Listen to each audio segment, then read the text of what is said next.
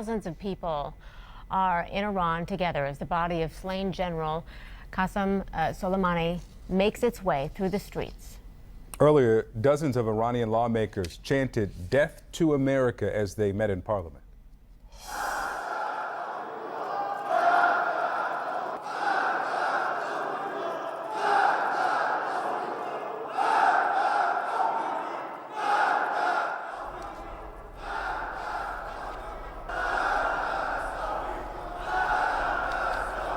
Let's get now to CNN Fred Pleitgen. He has reported extensively on Iran and joins us now from Tehran. And Frederick, those chants are just a bit of the dramatic moments from that session. Also, we've now got this exclusive reporting from you on what the potential response will be from Iran.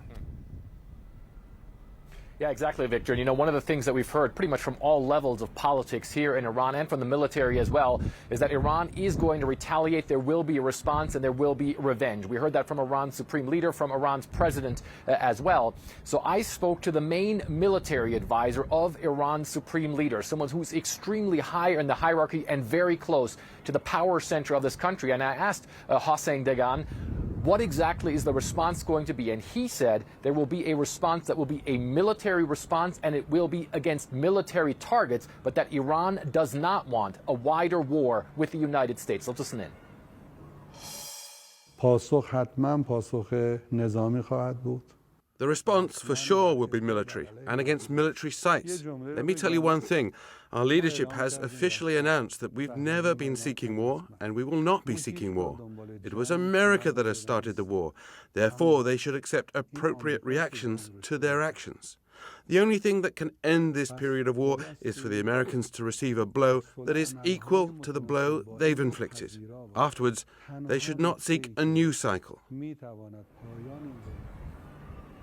So the Iranians are essentially saying they are going to retaliate, but they do want it to end there. Of course, Victor, we know that the president has been tweeting a very different tune overnight into the night. He says that if the Iranians do retaliate against the U.S., that they will be hit harder than they have ever been hit before. And the other thing that's really enraged tensions here in Iran is the fact that the president also tweeted that he had designated, or the U.S. had designated, 52 targets in Iran, including sites that are important to Iranian culture. And I put that to this military advisor as well. And he said that if that were the case, that they would consider that to be a war crime. And in that case, the gloves would come off for Iran and there would be a direct military confrontation with the United States. So some tough talk, really ripping into President Trump in that interview, just as Qasem Soleimani's body makes its way through Iran today. We saw some of those pictures of when it was in Ahvaz in the southwest of Iran, as hundreds of thousands of people turned out there. Really a day of mourning here in Iran, and of course also a day of heightened anger at President Trump and the United States.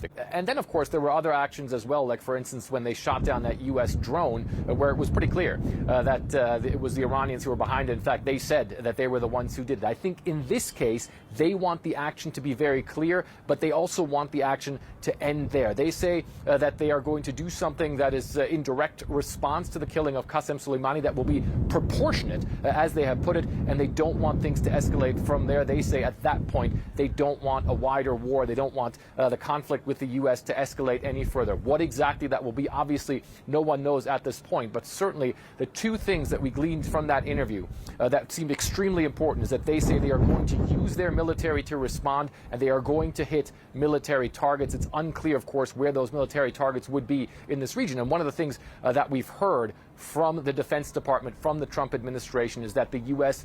in the region here is definitely hardening its defenses for something like a response from the Iranians, which, of course, the U.S. says it's expecting sooner rather than later, Victor. All right, Fred Pleitgen for us there in Tehran. Fred, thank you.